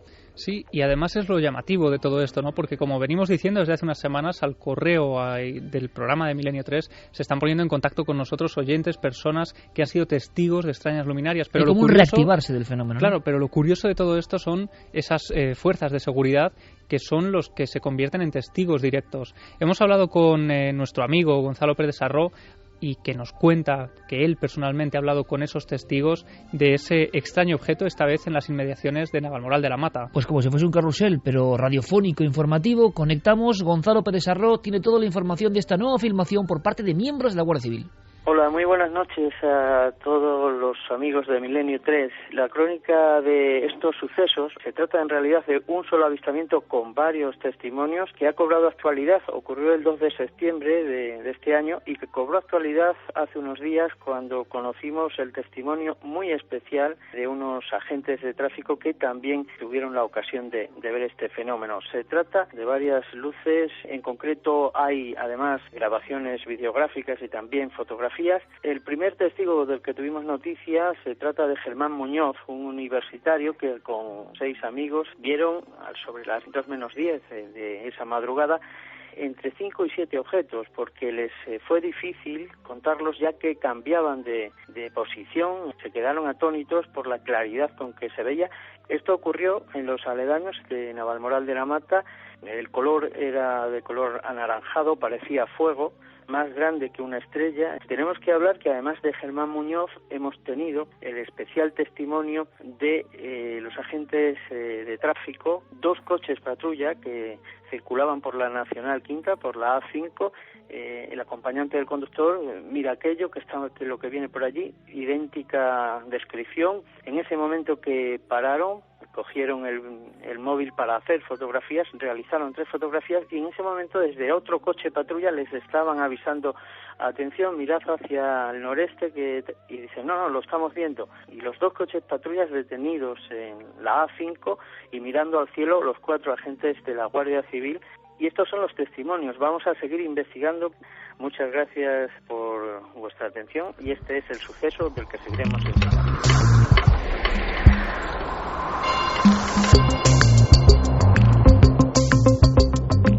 Analizando el vídeo del caso de Basauri, claro, vamos a ver, se ve un punto lejano, que es lo malo de la nitidez del zoom del vídeo. Qué pena no tener un instrumento más poderoso en ese momento, pero es lo que había. Lo importante es la naturaleza de quienes captan esa filmación. Vamos a ver si hubo más gente que le extrañó desde diferentes ángulos, y le comunico a nuestro compañero Fermín Agustí que, bueno, estaremos pendientes de si Guillermo León tiene algún dato de satélites, globos meteorológicos. ¿Puede saber algo? Que teniendo las coordenadas que eran el 29 de octubre, ¿no, Javi? Sí, 29 de octubre de este año. Si Guillermo León sabe alguna cosa o algo, que nos lo haga saber, que se ponga en contacto con nosotros, porque quizá tengamos una solución. Lo curioso es que ellos decían que era algo muy extraño a simple vista y que no habían visto nada parecido. Ahora la crónica de Gonzalo Pérez Sarró, nuestro compañero, que nos habla de unas semanas antes y todo un destacamento de la Guardia Civil observando en plena noche y grabando. Hombre, por lo menos secunda el ejemplo, ¿no? Que si hay cosas de este tipo, estamos encantados de vehiculizar la información e intentar darle salida e intentar explicar algo. ¿Y qué explicáis vosotros? ¿Qué pensáis vosotros sobre este tema o cualquier otro de los que hemos deslizado en esta larga noche milenaria?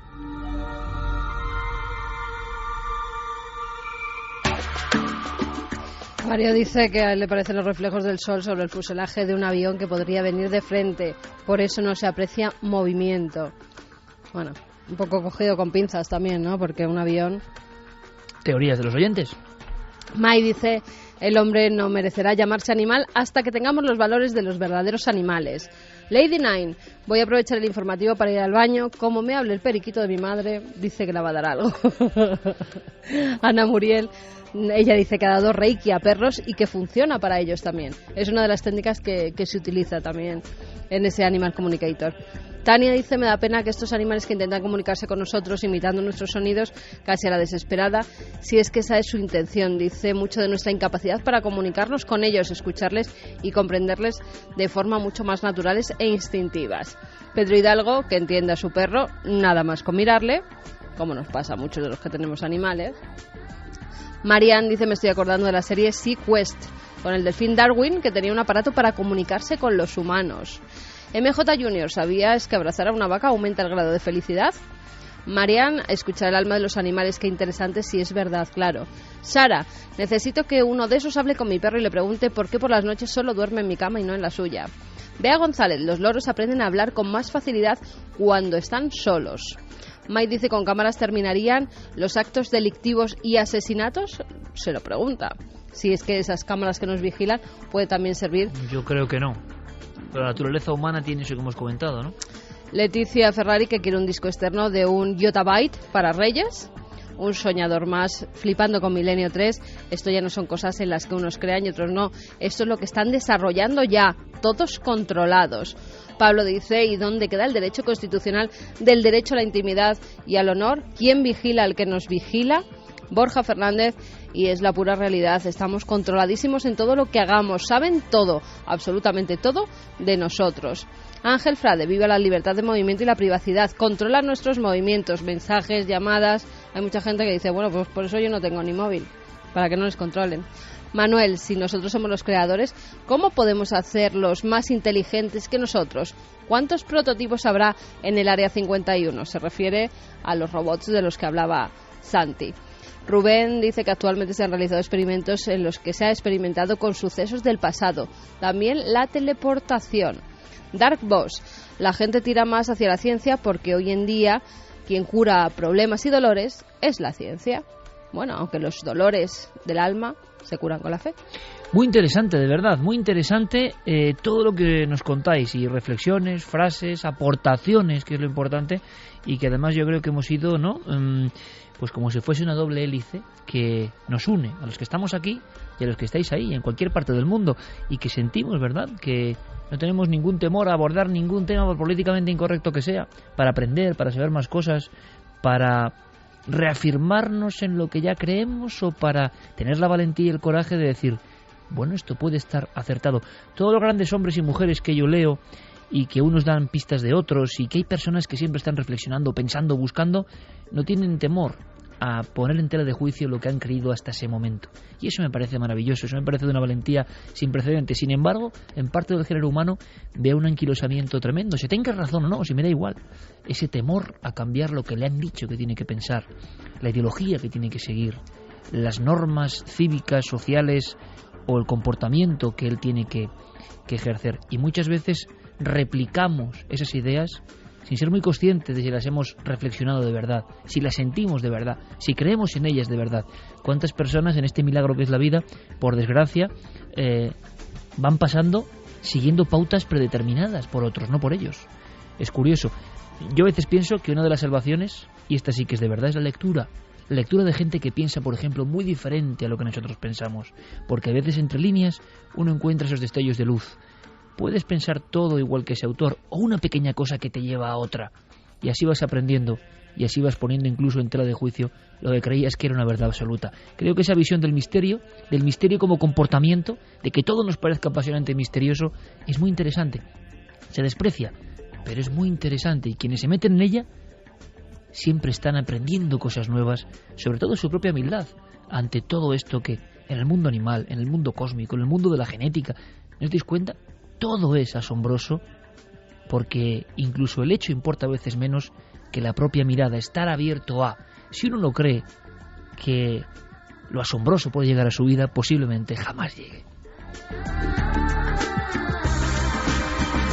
Y eso somos millones, además, yo creo, de satélites abiertos, de grandes parabólicas que miran al espacio, a los océanos infinitos de información que siempre nos llegan. Nosotros procuramos filtrar eso y contarlo. Por ejemplo, ahora le pido a Noel Calero, sumo sacerdote de la música y los misterios sonoros de este programa, exactamente esto, que nos lleve a otros umbrales. ¿Veis? Es tremendo, ¿no? El poder también de la música, algún día habrá que analizarlo, ya hemos hecho muchos programas sobre música y misterio. ¿Cómo cambia nuestra coordenada? ¿Cómo en este momento preciso está cambiando nuestra forma de ver el mundo? Intuimos que viene algo con un gran calado, algo misterioso, algo oscuro, la atalaya. ¿Por qué es noticia esto, Javier? Este viejo lugar de misterio, ¿por qué? Pues este lugar, que es en sí ya, bueno, pues el epicentro de varios misterios y leyendas que rodean a esa ciudad, a Ciudad Real, un lugar relativamente pequeño para todas las cosas que han ocurrido en ese sitio, precisamente en ese lugar, que este martes ha vuelto a ser noticia. Esta vez lo que ha ocurrido, un grupo de bomberos ha tenido que acudir hasta allí para apagar un fuego. Se encontraron con un coche en llamas, en cuyo interior había un hombre carbonizado. Desde luego, aquello causó un auténtico revuelo en la ciudad, poco acostumbrada, ¿no?, a este tipo de hechos. Se empezó a comentar que las causas podían haber sido un suicidio. Si quieres, vamos a escuchar a Belén Rodríguez, la periodista del diario Lanza, que es la que ha cubierto en primera persona esta información. Encontraron pues un hombre calcinado en el interior de un coche. Cuando llegaron ya no pudieron hacer nada y aunque vieron algunos coches que se marchaban de allí, pues al final se llegó a la conclusión de que él solo había incendiado el coche y se había prendido fuego. Mítico diario Lanza, donde hizo práctica nuestro compañero Javier Pérez Campos, de ahí se sale con un periodismo recio, qué duda cabe. Bueno, ahí está la información. Un hombre calcinado en un coche. Pueden pensar nuestros amigos y amigas, bueno, pues un acontecimiento, trata de blancas y tratos un poco malignos entre mafias. ¿Se sabe algo de la persona? ¿Se sabe algo de la identidad? Pues se sabe que era un portero de una conocida discoteca de la ciudad. Se ha hablado de ese posible suicidio porque se comenta que dejó algunas palabras escritas antes de morir y, sin embargo, hay otra versión todavía no confirmada que habla de que este hombre estaba maniatado al volante, y lo cual descarta desde luego las teorías de que pudiera ser un suicidio. También se dice que presuntamente esta persona, bueno, pues se dedicaba a extorsionar a personas que debían dinero, y quizá ahí pues se abre una nueva vía de investigación. Han pasado pocos días y no sabemos mucho más, pero desde luego se esclarecerá. Es noticia y lo estamos contando, y podemos, desde luego, como en todo lo que cuenta la Milenio 3, al cabo de la calle y de lo que está pasando, puede haber nuevas informaciones, pero lo que nos extraña, Javier, y a ti especialmente, es por qué se elige ese entorno, ese lugar que ya ha sido marcado muchas veces y en algunas ocasiones por cosas que no han salido a la luz pública, por ejemplo, extraños ritos también. Sí que es cierto que algunas personas que han ido por la zona a hacer senderismo a mí me comentaban pues que podían ver pues unas especies una especie de formaciones de piedras circulares que no parecían naturales en absoluto, con extrañas símbolos en el interior, pero es que este tipo de hechos que no han salido, como dices, a la luz pública, pues es lo que han dado que hablar y lo que han hecho pensar a varias personas y preguntarse por qué allí y no en otro lugar pues ocurre todo esto. Vamos a escuchar a Belén Rodríguez otra vez comentándonos otro tipo de hechos que ocurrieron no hace mucho tiempo. Por ejemplo, hace unos meses pues también hubo otro suicidio. Un señor mayor se tiró a un pozo, y el año pasado, justo por estas fechas, pues hubo también un suceso extraño, no peligroso, pero también un poco raro, ¿no? Se detuvo a un señor que alguien había observado que iba a determinados días de la semana a la misma hora, a las 8 de la mañana, y hacía unos enterramientos extraños. Se le llamó el brujo de la atalaya.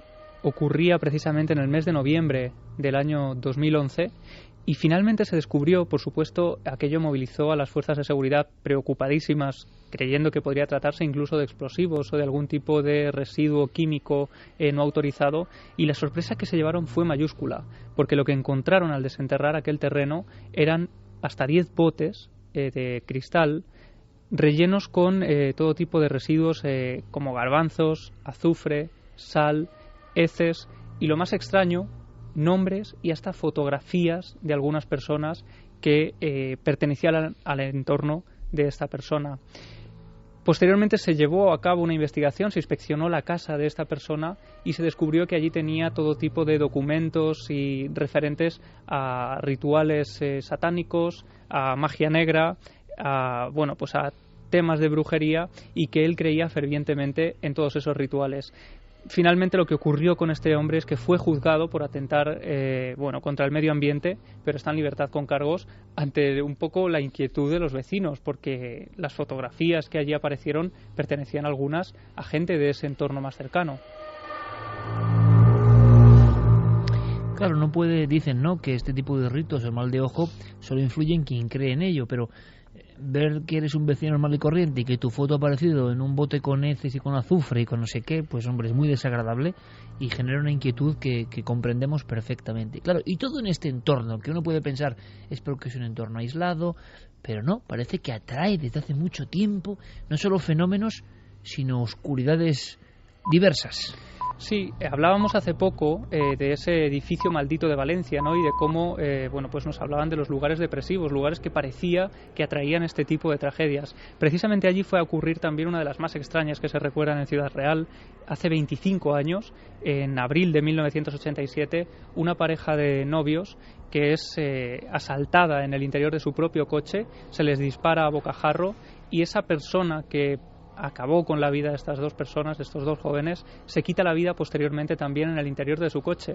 Es curioso, ¿no?, pero esto ocurrió muy cerca de un repetidor, de unas antenas en la atalaya, y esto que ha ocurrido ahora en un coche también ha ocurrido muy cerca de ese lugar, de donde ahora se levanta el memorial a las víctimas, a esas primeras víctimas. El hombre carbonizado, no sabemos si suicidio o venganza, ha aparecido también cerca de donde está esa cruz un poco tenebrosa, ¿no?, como todas las cruces que recuerdan algo, de la muerte de la pareja.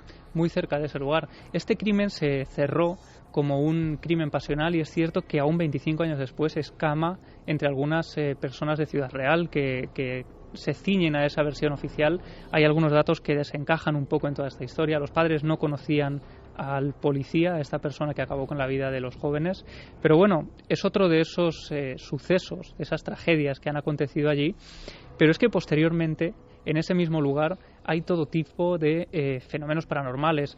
Vosotros conocéis o conocisteis ese edificio, ese sanatorio que se levantó, se erigió siendo un sanatorio para la tuberculosis, posteriormente acabó siendo un psiquiátrico infantil, un psiquiátrico posteriormente, y ya se cierra y se convierte en ese lugar de leyendas. A mí hay dos escenas, fíjate, que yo nunca olvidaré. Creo que estuvimos en Ciudad Real, claro, como en Ciudad Real hicimos programa en abierto y también en Puerto Llano, no sé muy bien las fechas, pero entre el 2006 y 2007 más o menos. Recuerdo que íbamos con Alberto Granados, que le impresionó muchísimo, nuestro compañero en aquella época, el tema de la atalaya. Y claro, hombre, porque tuvo que estar allí de noche, exacto, si no recuerdo mal. Y te digo una cosa, allí de noche... ¿Tú estabas con él, Javier, de noche? ¿Tú estabas para mí de noche? Fue una de mis primeras andanzas. ¿Estabas allí? Pues sí. Es muy impresionante, ¿eh? Sí. Y entonces estaban aquellas palomas atrapadas allá arriba, esos laberintos por dentro, ese lugar de como, entre comillas, ¿no?, manicomio de la antigua usanza, aislado de la ciudad. Pero fíjate, a mí hay dos escenas, como siempre, ¿no?, uno hace sus cromos, ¿no?, sus visiones concretas, que me dejaron muy impresionado. Una era que al llegar allí, el campo de fútbol donde los niños jugaban estaba crecido la hierba casi hasta la mitad de la portería. O sea, de repente eras consciente de que ahí no jugaba nadie hace mucho tiempo, ¿no?, que el último recreo había ocurrido hace mucho tiempo, de aquellos niños, por desgracia, recluidos en este lugar. Y luego la segunda era metiéndonos adentro, en una oscuridad y donde había trozos de colchones. Había una pintada más bien, que yo me quedé como... Y mira que hemos visto pintadas y cosas raras en sitios de toda España y del mundo. Era muy esquemática, era como una especie de pintura del epipaleolítico, ¿no?, del arte levantino. Cabeza, cuerpo de niño hecho con dos barritas como brazos y una como columna y dos piernas. En la cabeza había una mancha roja de sangre. Y abajo ponía: en este lugar se vuelve uno loco. Son cosas que seguramente habré olvidado nombres, testigos, datos, lo que contamos, lo que no. Pero ves, el cerebro elige a veces cosas de ese impacto, ¿no? Y ese lugar es epicentro en Ciudad Real de muchas cosas. Sí, bueno, yo recuerdo también algunas noches que acudimos hasta allí también y, por ejemplo, encontrarte ouijas, tablas ouija en la propia entrada del lugar, otras pinturas como Aquí se mata a las 2:30 y desde luego otras muchas bastante tremendas, ¿no? Pero lo que es cierto es que a raíz de ese crimen pues parece que la gente empieza a dejar de subir a ese lugar. Si quieres vamos a escuchar al compañero Javier Lluvero contándonos cómo a raíz de aquel tremendo suceso se empieza a abandonar el lugar. Bueno, evidentemente, una zona que era de esparcimiento, sobre todo en verano, estuvo muchos años desierta porque a la gente le daba miedo a ir. Entre otras cosas por esa falta de claridad de la policía a la hora de explicar qué es lo que había ocurrido, porque dieron 7 u 8 versiones, a cada cual más rocambolesca, y al final ninguna definitiva, y eso creó mucho miedo en la gente de la población de la ciudad, sobre todo en la gente más joven. Y eso, unido a la leyenda del edificio, pues le dio a aquel entorno una cierta oscuridad. Y es que el edificio, por fuerza propia, es decir, desde luego era casi un icono del terror, esa gran mole gris en medio de la nada, en medio del bosque, que impactaba, ¿no? En cuanto lo veías, se veía además desde la carretera. Finalmente acabó siendo demolido en el año 2006 porque, bueno, era un auténtico peligro para la gente que entraba allí, pero la gente de alrededor, los vecinos que tenían chalets, varios de esas personas aseguraban que en algunas noches eran testigos de cómo alas enteras del hospital, del antiguo hospital, se encendían como si tuvieran aún luz eléctrica. Otros hablaban de velas, algo que, bueno, podría ser más normal, ¿no?, teniendo en cuenta los fines para los que se utilizaba ese edificio. También hablaban de la aparición de una mujer en la curva, a la entrada de ese edificio, y yo pude hablar cara a cara, y precisamente cuando volvía de ese Milenio 3, de esa conexión en directo, se me acercó un buen amigo que nunca me había contado nada de esto y se atrevió a decirme que una noche, bajando de la atalaya en moto, se encuentra con una figura de una mujer en camisón, el prototipo que tantas veces hemos oído, a las puertas de ese lugar, y casi cuando se gira de reojo la pierde de vista, desaparece prácticamente delante de sus narices. Y es que ese edificio se convierte en un lugar de leyendas urbanas. La leyenda surge cuando, una vez cerrado el edificio, porque estaba ocupado un ala nada más de una sola planta, porque había pocos enfermos, se seguían oyendo algunos ruidos por la noche. Hay quien dice que veía alguna imagen nocturna como con una vela, y eso empezó a acrecentar la leyenda. Es el típico edificio que entras y no estás en una ruina, estás en algo que te inquieta, y no es agradable entrar ni de noche ni de día, de noche menos todavía. 3:36, ahora mismo estamos dentro, nuestra nave radiofónica del misterio está dentro de este lugar, de esta mole, de esta arquitectura muy propia de los preventorios y los manicomios de la España de un tiempo, en lugares más o menos altos, buena circulación del aire, pero con una marginación completa respecto a la urbe. Es como si entrar en la atalaya, como en otros muchos lugares, era cruzar una frontera, ¿no? Como diría Cercas, Las leyes de la frontera, su último libro, ¿no? La vida tiene unas normas a un lado y tiene otras distintas cuando se cruza ese umbral. Tú recuerdas perfectamente la atalaya, ¿no?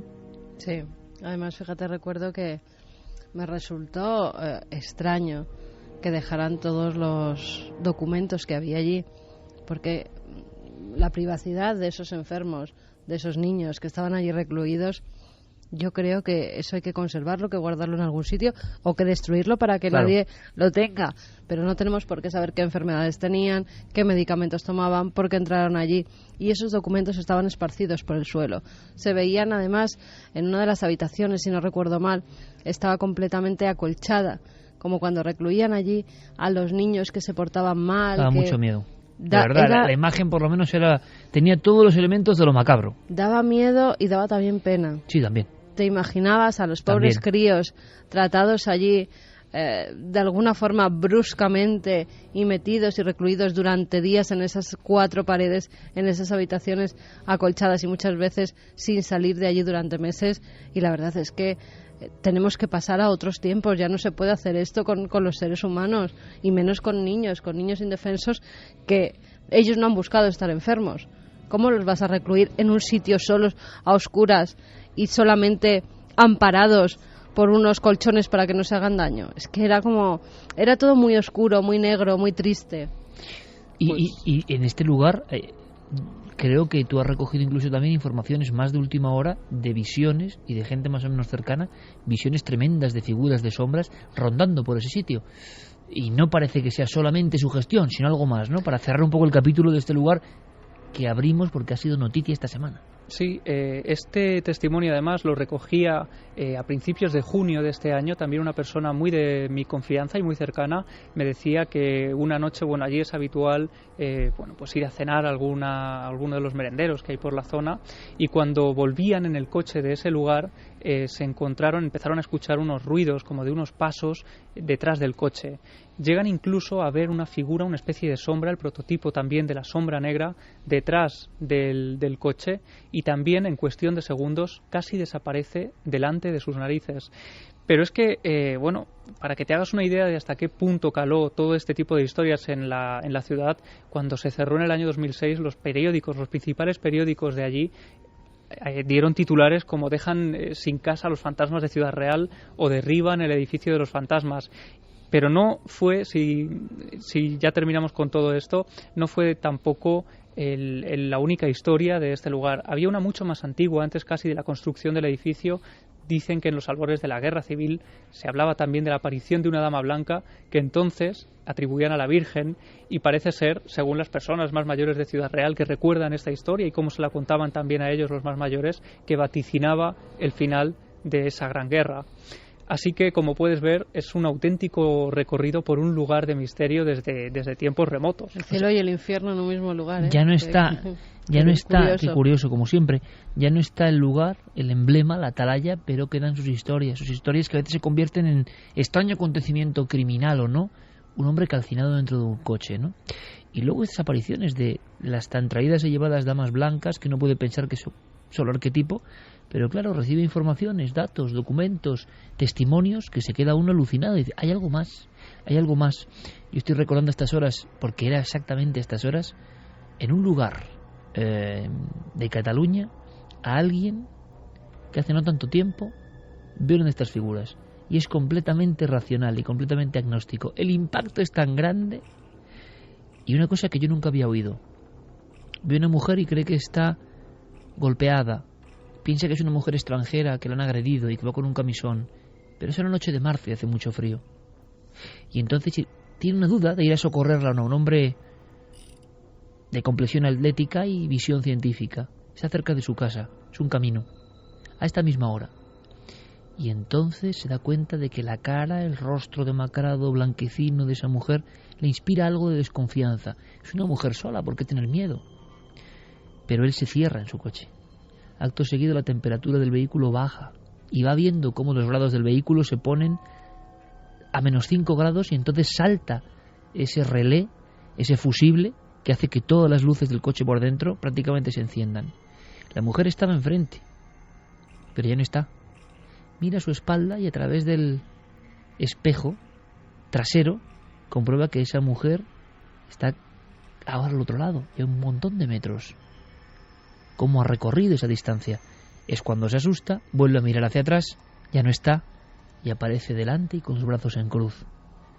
Esto ha pasado, ¿verdad? No lo hemos contado, es uno de tantos casos que podríamos contar, con nombres, apellidos, datos, documentos y una historia brutal detrás, pero, es decir, es un río que suena mucho, que suena demasiado. Despreciarlo, eliminarlo, no creer en él, es una posibilidad, como decíamos al principio, pero si uno cree que algo de esto es posible, en el fondo son figuras o cosas que parece que nos están gritando que hay que seguir investigando, porque tanta gente puede estar equivocada, tanta gente sufre alucinaciones de este tipo, o hay un mensaje que no entendemos. Bueno, porque nos hemos puesto oscuros, nunca mejor dicho, vamos a cambiar el tercio y vamos a hablar, si te parece, aunque sea brevemente, Carmen, de un acontecimiento que ha ocurrido, y rápidamente vamos con Diego Marañón también en tiempo express, pero resumiendo más o menos, algo que sí llama la atención, ¿no?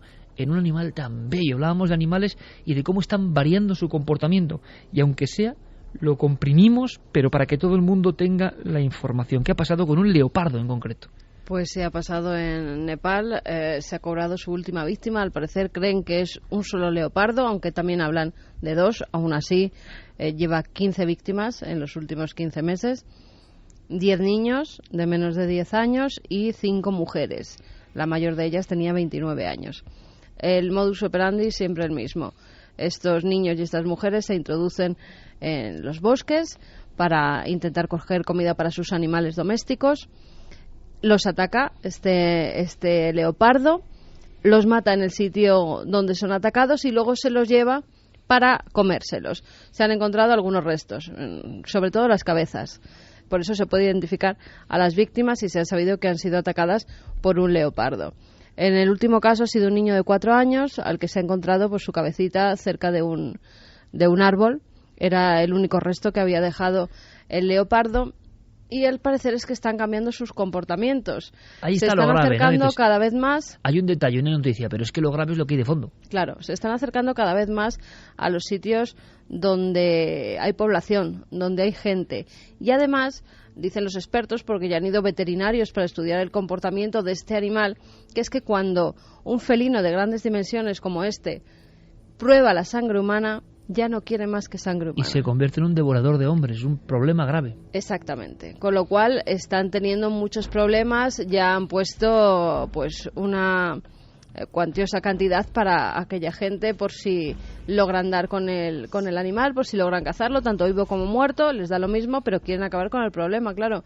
Quieren que deje de morir gente, sobre todo pues las presas más fáciles que son los niños. Hemos consultado con amigos de la zoología, como Fernando González Sitges, que él nos decía que el hombre tiene mucho que ver en todo esto. Es algo que trágicamente está sucediendo cada vez con mayor incidencia en los lugares superpoblados. Es el caso de la India o de Nepal. En Nepal este leopardo se había encontrado hasta 40 casos, algo más de 40 víctimas se supone que tiene.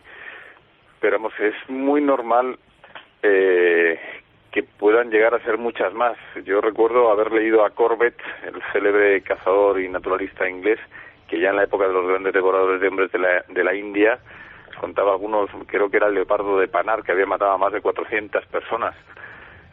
Y ahora está pasando mucho más porque hay mucha más población y se está rodeando los últimos santuarios de los grandes felinos.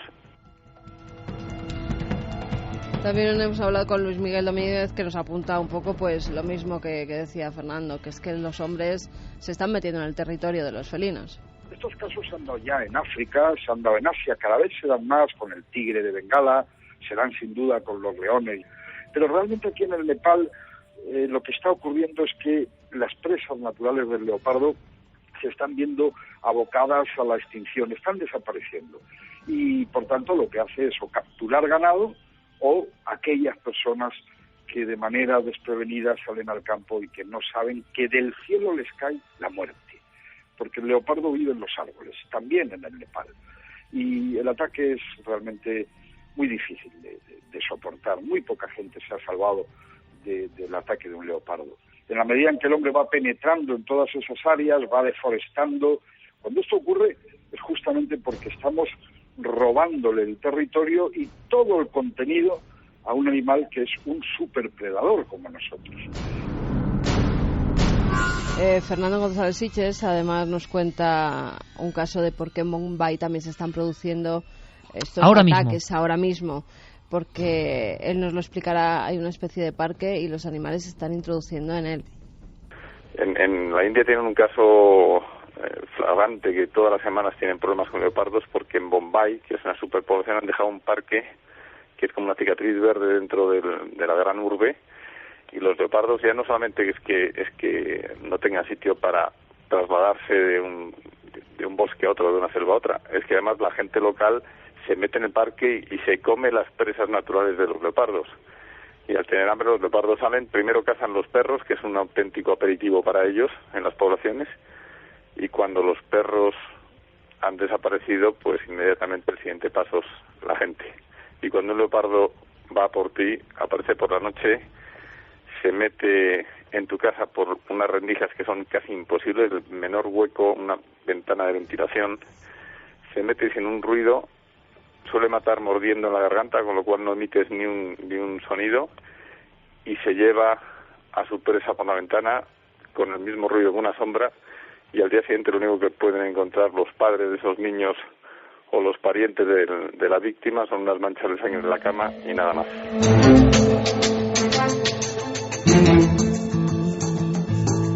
Bueno, uno de los lujos, aunque sea dramático no contar esto porque hay vidas humanas y vidas de niños, pero uno de los lujos de este programa es tener amigos como Fernando González Sitges o Luis Miguel Domínguez. Qué forma de contar las cosas porque lo han vivido. Está preparando Fernando un documental, ¿verdad?, de devoradores de hombres, impresionante, y luego el Leopardo. Solo el Leopardo sería para un programa entero de Milenio 3. El prodigio de la técnica que muchos ingenieros de propulsión intentan investigar, porque el leopardo y el guepardo, sobre todo, que es más como un gato más pequeño, bueno, un gato que te mata, claro, si te pilla, tienen esa capacidad de zancada y de propulsión. Y luego yo pensaba en Nepal que era el leopardo de las nieves. Existe todavía en Asia un leopardo blanco. Sí, quedan muy poquitos ejemplares, pero sí que existen. Además, fíjate, con el leopardo blanco están haciendo una gran masacre, por eso quedan tan pocos ejemplares, porque sus huesos se utilizan en pociones mágicas. Hay que hablar, porque es un animal tan bello, tan fascinante, una perfección de la técnica, y luego hay otros, digo por si queréis buscar, el leopardo real, con una mancha muy especial, diferente, también poderoso. Se cuenta la eterna historia de que el leopardo en esta mesa, bueno, no en esta mesa no, y contando con Noel y con Fermín, antes de que cualquiera de nosotros cinco, cualquiera, uno de nosotros, se hubiese levantado, el leopardo ya hubiese acabado con los cinco, de inmediato. Una rapidez y de una ferocidad cuando tiene hambre impresionante. Pero está pasando ahora y lo contamos, como también contamos, cómo no, y en tiempo express de nuevo, pero Diego es capaz de eso y de mucho más. Claro, nos dejó impresionados con una historia de un hombre adosado a una bomba, una pizzería, bueno, un hombre que repartía pizzas y que entra en un banco angustiado porque le han colocado un explosivo y que si no le dan dinero en el banco para esos captores va a estallar. ¿Qué dijo la gente? ¿Qué dijo nuestro público en la encuesta? El público esta semana no se lo ha creído. Falso, un 55,4%. Verdadero, un 44,6%. Diego, buenas noches, compañero. Hola, Iker, ¿qué tal? ¿Y han acertado o no? Mal, muy mal. Esta vez era real. Nuestro detective ha engañado. ¿Me quieres decir que ese hombre le habían adosado un explosivo de verdad? Efectivamente, ocurrió el 28 de agosto de 2003 y el nombre de esta persona era Brian Douglas Wells. Fue un caso, Iker, que acaparó la atención de los medios de comunicación en Estados Unidos y que incluso saltó, por ejemplo, a los titulares de Fox News. Tenemos un corte que si quieres oímos. Sin duda uno de los casos más extraños que hemos seguido en los últimos 10 años. ¿Quién no recuerda la historia del repartidor de pizzas sentado en el suelo frente a un coche diciendo que tenía una bomba unida a su cuello y diciéndole a la policía que iba a explotar? Escuchen. ¿Por qué nadie viene a quitarme esta cosa? No tengo mucho tiempo. Han activado un temporizador. No tengo mucho tiempo, dijo. La policía quiso hablar con él. Brian Wells parecía en principio el atracador de un banco, pero dijo que le habían forzado y que la bomba que portaba haría explosión muy pronto. Y así ocurrió en directo en televisión, pero eso es solo el comienzo del misterio. Es increíble, Diego, o sea, que le tomaron por un atracador, pero él estaba luchando por su vida. Fíjate cómo acaba ese corte. Dice, era solo el comienzo del misterio porque 4 años después, en julio de 2007, Iker, se descubrió durante el juicio que el propio Brian Wells estaba metido en el ajo. Es decir, era parte Mira que lo temía porque era muy extraña la historia. Claro, a él le habían engañado sus dos cómplices. Él, en teoría, debería llevar un collar explosivo de broma. Vaya cara que pone Fermín Agustí ahora mismo, como el que ha descubierto, ¿no?, la trama de una novela que de verdad es sorprendente. Cuenta, efectivamente. Diego. Pues eso, durante el juicio, Kenneth Barnes, que era uno de sus cómplices, él se declaró culpable y confirmó que Wells, que esta persona que murió, estaba involucrado en la planificación de ese robo y reveló que le habían engañado, realmente que él creía que no se iba a usar una bomba real. De hecho, Iker, y Fermín lo sabe bien, ese momento, y ahí lo dejo, está en internet, lo capturaron las cámaras y desde luego es impresionante. O sea, que la malicia humana, estábamos hablando, ¿no? A qué nivel llega, y entre cacos anda el juego y uno le salió mal la historia y lo utilizaron de cobaya. La historia real, muy interesante porque la inmensa mayoría, hay un porcentaje amplio, 56%, consideraban que esto era imposible. Bueno, Diego ahí estuvo muy hábil y nos ha demostrado esta semana, como tantas otras veces, en algo muy didáctico, que lo increíble a veces es verdad. ¿Y qué tienes para esta semana, amigo? Pues sí, que ¿tú te recuerdas qué pasó este año del 27 de julio al 12 de agosto? pleno verano. No, ahora mismo no. Pues ocurrió que se celebraron los Juegos Olímpicos de Londres. Ah, bueno, sí, claro. Esa temporada. ¿Cómo ando yo? Sí. Estábamos de vacaciones. Sí, efectivamente. Bueno, resulta que desde esa fecha, a las pocas semanas, ha empezado a circular una de esas clásicas cadenas de emails contando una historia que tuvo lugar precisamente durante esas fechas en Londres. Te cuento. En la cadena, ese email habla de una mujer de clase social alta y de su hija, ambas francesas, que están viajando alrededor del mundo. Es decir, están haciendo turismo, van a lugares exóticos y después de pasar, por ejemplo, por la India, pretenden pasar unos días en la capital del Reino Unido aprovechando, bueno, pues este acontecimiento, ¿no? Los Juegos Olímpicos. Ellas llegan al hotel donde se van a alojar. Han hecho una reserva, efectivamente, cuando llegan comprueban que el registro está preparado. Las llevan a una habitación del hotel. Ellas, bueno, se quedan maravilladas porque les parece una habitación bastante bonita, ¿no? Hay mucho lujo, de acuerdo a su estatus, pero ocurre que la mujer mayor de repente se siente enferma, nota que algo no va bien. Llaman inmediatamente al médico del hotel, porque es un hotel de lujo que tiene su propio personal. El médico se da cuenta de que hay algo que no funciona, no quiere dejar sola en ningún momento a esta mujer y le dice a su hija que el medicamento que necesita solamente está disponible en su consultorio, que está al otro lado de la ciudad. Él prefiere quedarse con ella y le invita a que se vaya en un coche con un chofer del hotel y que regrese con ese medicamento. Él va a llamar a ese consultorio y le va a decir a su personal que lo preparen. En fin, y te puedes imaginar cómo estaba el tráfico de Londres por aquellas fechas. Se mete en un atasco impresionante, tarda 2 horas en regresar y cuando llega la mujer entra en shock, Iker, porque cuando llega al hotel le preguntan básicamente que quién es, que por quién está preguntando. No hay ninguna pista en el registro de que ellas hubiesen estado ahí. El recepcionista ha cambiado, el botón es otro, el médico no aparece, la botellita que le han dado la abre con las prisas y resulta ser agua. Esta mujer entra en una crisis nerviosa, no sabe dónde está su madre, no sabe qué ha pasado, sin embargo reconoce el hotel, reconoce la habitación cuando sube y con el tiempo, Iker, después de unas semanas apareció una noticia breve en los periódicos que lo explicaba. Se dijo que esta mujer francesa, la madre, había contraído la peste bubónica, un extraño brote de todavía los que quedan en India, y que el personal del hotel, pues para evitar que la gente entrase en pánico ante los Juegos Olímpicos, ante lo que podría ser pues una catástrofe para el turismo, había decidido eliminar todo rastro de esta señora y, bueno, provocar esta especie de crisis nerviosa a su hija, haciéndole ver que se había equivocado. ¿Realidad o leyenda? La mujer que se evaporó. Rapidísimamente, Noel, ¿esto es verdad o no lo que he contado Diego Marañón? Dice que no. Fermín, que tampoco. Javi, no. Que tampoco. Uy, yo es que no sé qué opinar. Yo creo que sí. Que es verdad. La única valiente, Sí. Carmen, de los 4. Veremos si ha Yo creo acertado que sí, o no. porque ya es tan normal el tapar. Yo lo nunca que puedo pasa. decir nada, Noel. No, porque ya lo sabe. Claro. Ya se lo ha hecho Diego a micrófono cerrado, entonces él no puede decir nada. Pero lo que sí os digo es que, claro, créalo o no, ¿verdad? Como le pudo pausar a usted. Diego Marañón, que es un auténtico crack y que Yo, ya... lo que diga Fermín es lo que la audiencia tiene sí, que hacer caso. sí, eso desde luego. El único hombre cuerdo en este equipo. Yo te digo una cosa, que aparte de que eres un crack, que ya en la forma de contar, y sobre todo en estos últimos casos, ya eres el Chicho Ibáñez Salvador de este programa. Eso está clarísimo. Un abrazo muy grande, Diego. Venga, otro, hasta luego.